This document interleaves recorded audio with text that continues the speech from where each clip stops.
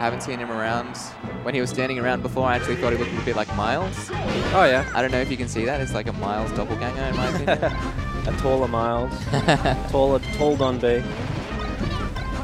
So what I want to talk about in this match is what Spud is going to do to avoid the wobble. Obviously, your first... And here we go. Here's a wobble. So your first goal is to play some kind of style where you can approach and punish, but not get wobbled. Now, every character has, you know, their own tools to kind of deal with that, but, you know, I think the standard as Fox, you want to be drilling in the middle and shining just to split them up. Drill in the middle and shine to split them up is a good approach. Yeah. Also, you know, just hanging around on platforms, dropping down with shine every now and then. Yeah. Not as your sole strategy, but like as a mix-up in neutral. Yeah. Can be very strong.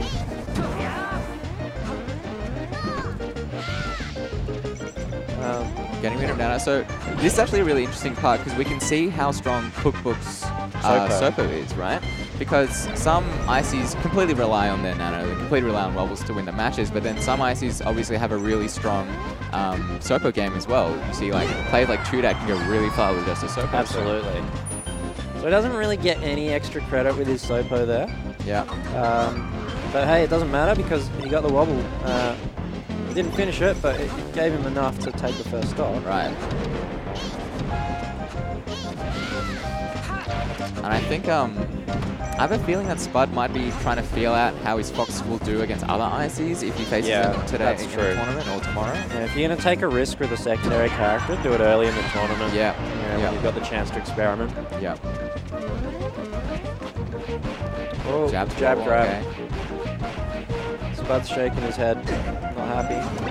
I think that's 2 wobbles, 2 out of 2 drops. 2 out of 2 drop, which is not a good sign. You know, if you're an Ice Climbers player and you do wobble, you want to make sure that you've got that 100% exactly.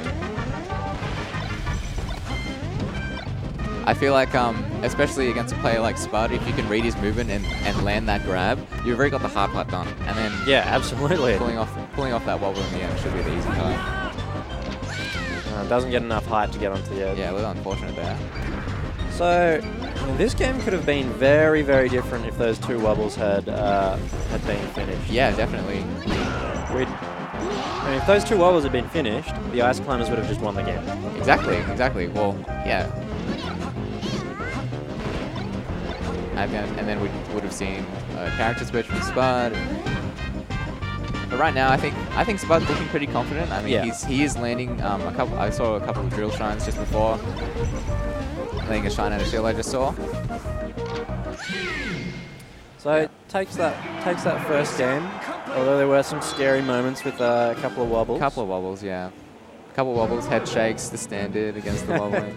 I think once you get grabbed with Ice Climbers, you've got to be at peace with yourself. Take a drink. You have to be ready for the end. Take a minute to recollect your game plan. Maybe take a selfie if you want. So, best of 3, I imagine Spud would have banned FD. Right. And so the Ices came back to Dreamland. Right. Surprised that maybe they didn't... I guess Dreamland's probably a pretty good pick for Ices.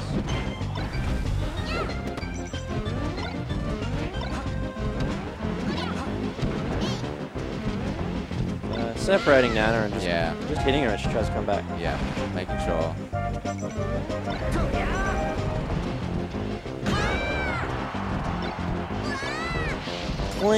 Clean early lead now for Spud. What I'm trying to look for, because obviously, as you can see, some cross-up drills Spud's carrying out, or generally you're trying to land him in the middle. But if he's not in a position to land a drill in the middle or cross-up drill, what other options is Spud going for? You can see... Yeah, so that's a good thing to look for. Nash shine is what he was just doing. So what he did then, which is what I was saying at the start, he sort of dropped from platform with shine and then jumps back onto platform. Yep. It's quite a safe way to separate them. Like, just because of the delay in when Nana acts after Popo. If Popo sees you dropping down and he tries to shield, Nana often still gets hit by the shine. And then they're separated, and then you don't have to worry about the wobble so much. Jab up smash. Maybe that's part of the reason why Back to Dreamland up smash will kill a little bit later. Yeah, that's true. Also, another reason Dreamland is pretty good for ices compared to the other platform stages is if you're doing that platform camping strategy, jumping down with Shine every now and then, it helps if you're on a stage like Battlefield or Yoshi's where Fox can get to the top platform without burning too many resources. Right. This is looking pretty grim now for CookBook. Yeah, it is. I think Spud's got him pretty figured out. Yeah. Unfortunately, it's actually kind of hard to tell how strong his Sopo game is because Spud is such a strong, neutral player. Yeah. Even if his Sopo's great, Spud on Fox, it's not too much you can do. Real clean shines. Some cheers from the crowd. Immediately prior to Spud almost SD. Yeah, there it is. The drills, cross-up drills in the middle. And it's just so impressive to see. I mean, obviously the drill L cancel timing will be different on a double shield as well. Yeah. I'd imagine this is something Spud has practiced a lot in his room. Spud, great work ethic, grinds, practices everything he needs to practice. Unfortunately, ending with an SD, but Spud takes that 2-0. Clean 2-0.